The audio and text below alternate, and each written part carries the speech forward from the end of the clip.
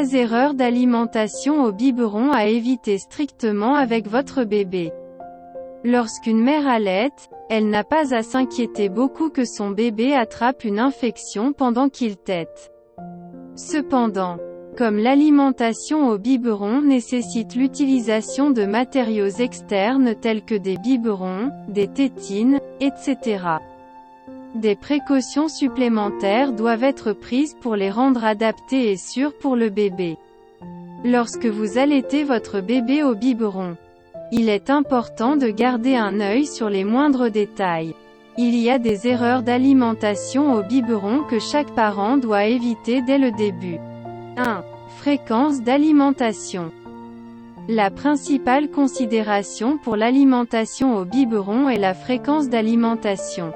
L'erreur la plus courante commise lors de l'alimentation au biberon d'un bébé est la suralimentation ou la sous-alimentation. Selon les médecins, vous devez maintenir un horaire d'alimentation flexible pour votre bébé. Cela signifie que vous devez nourrir le bébé chaque fois qu'il a faim. Les bébés et leur faim sont différents des adultes. Il est donc important de s'assurer que leurs besoins sont satisfaits. Le programme d'alimentation sera établi dans quelques mois et vous connaîtrez les horaires des tétées de bébé. Bien que les besoins individuels ou la faim de votre bébé puissent être différents, vous devez respecter les doses recommandées pour un bébé d'un âge donné lorsque vous l'alimentez avec du lait maternisé. Le schéma ressemble à peu près comme ci-dessous. Premier mois, 7 fois 90 à 110 ml chacun, deuxième mois, 6 fois, 110 à 130 ml chacune, troisième mois, 6 fois, 130 ml chacun, quatrième mois, 6 fois, 150 ml chacun, cinquième et sixième mois, 4 fois, 180 ml chacun, du 7e au 9e mois, 4 fois, 180 à 200 ml chacune, du 10e au 12e mois, 3 fois, 180 à 220 ml chacune. 2. Ne pas garder les bouteilles propres. La propreté et l'hygiène du bébé sont très importantes pour empêcher le bébé d'attraper une infection ou de tomber malade.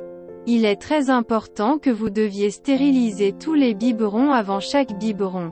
Gardez à l'esprit qu'avant d'utiliser le biberon pour la première fois, vous devez les stériliser dans un bon stérilisateur ou au moins utiliser de l'eau chaude pour les laver si le stérilisateur n'est pas disponible. N'utilisez pas de produits chimiques ou de détergents agressifs pour les nettoyer. 3. Mauvaise position d'alimentation.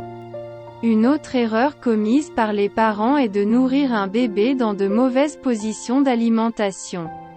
N'essayez pas de nourrir le bébé pendant qu'il dort. Votre bébé renversera le lait. En outre, le flux de lait peut entraîner une infection dans le conduit auditif moyen. Assurez-vous que la tête du bébé est toujours surélevée pour qu'il puisse boire du lait confortablement. 4. Ne pas faire rôter le bébé après l'avoir nourri. Faire rôter votre bébé après chaque tétée est extrêmement important car cela le met à l'aise et l'apaise. Si vous ne faites pas rôter le bébé, il restera agité et grincheux à cause de l'air avalé pendant la tétée. Vous pouvez faire rôter votre bébé en le mettant sur votre épaule, sur vos genoux en les faisant s'asseoir droit et aussi en faisant coucher le bébé avec le ventre vers le bas. 5. Mélangez le lait maternisé et le lait maternel. Chaque parent doit comprendre que mélanger du lait maternisé avec du lait maternel est une grave erreur. Il n'est pas recommandé par les pédiatres car il provoque des problèmes de digestion. Il est professionnellement conseillé de n'utiliser qu'un seul lait pendant la tétée. 6. Agrandissement du trou de la tétine du biberon. Parfois, les mamans pensent que le débit de lait d'un biberon est trop lent et que le bébé en a marre, et elles veulent aider le bébé à téter, alors elles agrandissent le trou dans la tétine. Il est fortement déconseillé de faire cette erreur car un trou trop grand peut provoquer l'étouffement du bébé, et le bébé obligé d'avaler rapidement avalera également beaucoup d'air, ce qui peut entraîner des coliques. Le trou fait par vous peut avoir des arêtes vives dangereuses pour le bébé.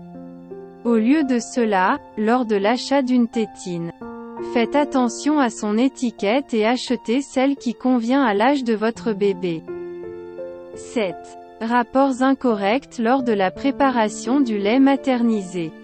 Ne rendez pas la formule trop épaisse ou trop fine. Des doses trop importantes de protéines ou de composants minéraux peuvent constituer un fardeau pour le tube digestif ou les reins du bébé. Une formule trop fluide peut entraîner une carence en composants nécessaires dans l'alimentation du bébé. 8. Utilisez de l'eau du robinet pour préparer du lait maternisé. N'utilisez jamais l'eau du robinet pour préparer des préparations pour nourrissons car elle peut contenir des bactéries et d'autres micro-organismes qui causent des maladies chez les enfants. Il doit être préparé avec de l'eau minérale peu minéralisée en bouteille, ou au moins avec de l'eau bouillie si l'eau minérale n'est pas disponible. 9. Préparez le lait maternisé pour plus tard. Le lait maternisé doit être préparé juste avant utilisation, les restes perdent leur valeur nutritive. Lorsque vous prévoyez de sortir avec bébé, prenez une mesure de poudre et de l'eau dans une bouteille thermos, pour les mélanger au bon moment. 10. Léchez la mangeoire avant la tétée pour vérifier la température du lait. Parfois, un parent, pour vérifier la température du lait maternisé, lèche la tétine du biberon. Tu ne dois pas faire ça. Il y a des bactéries et d'autres micro-organismes dans la bouche de l'adulte qui ne causent aucune maladie chez l'adulte, mais qui peuvent être dangereux pour le bébé.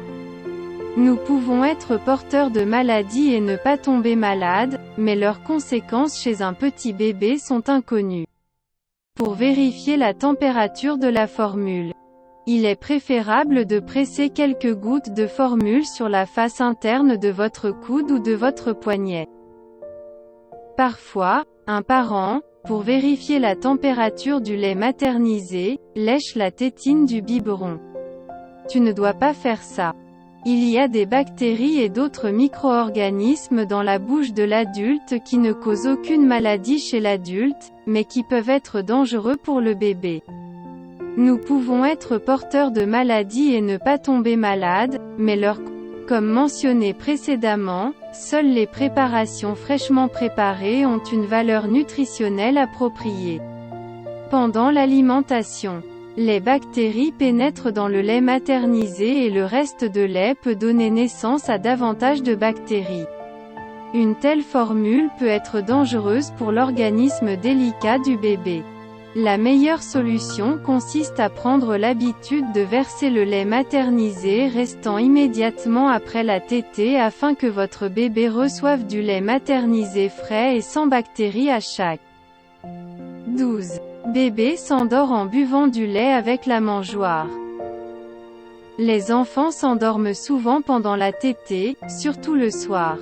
Cependant, nous vous déconseillons d'utiliser le biberon pour bercer bébé. Le bébé ne doit pas s'endormir avec du lait maternisé dans la bouche de bébé, ce n'est pas bon pour les futures dents de bébé. Aussi, d'un point de vue psychologique, s'endormir en buvant du lait avec la mangeoire n'est pas une bonne idée. Plus tard, il sera très difficile de briser cette habitude. Il est préférable de donner au bébé une tétine à la place. 13. Utilisez la mangeoire pour apaiser le bébé. De nombreuses mamans se précipitent vers leur bébé avec un biberon chaque fois que le bébé pleure. Tout d'abord, cela conduit à une suralimentation. Deuxièmement, un bébé qui pleure peut facilement s'étouffer avec du lait. Avant de donner un biberon à bébé, essayez d'abord de calmer un peu le bébé, de le câliner, de le tenir dans vos bras. Ne traitez pas les aliments comme une sucette pratique. Le bébé peut pleurer pour diverses raisons, et pas seulement à cause de la faim. Peut-être que la couche de bébé est mouillée, que bébé est mal à l'aise ou qu'il a simplement besoin de son parent. L'alimentation au biberon peut être délicate et peut nécessiter des efforts de votre part. Un peu de pratique et de patience le rendra bien meilleur. Prenez bien soin de vous et de vos enfants et n'oubliez pas de vous abonner et de partager cette chaîne afin de recevoir toutes les vidéos informatives liées à la santé de vos enfants en temps opportun.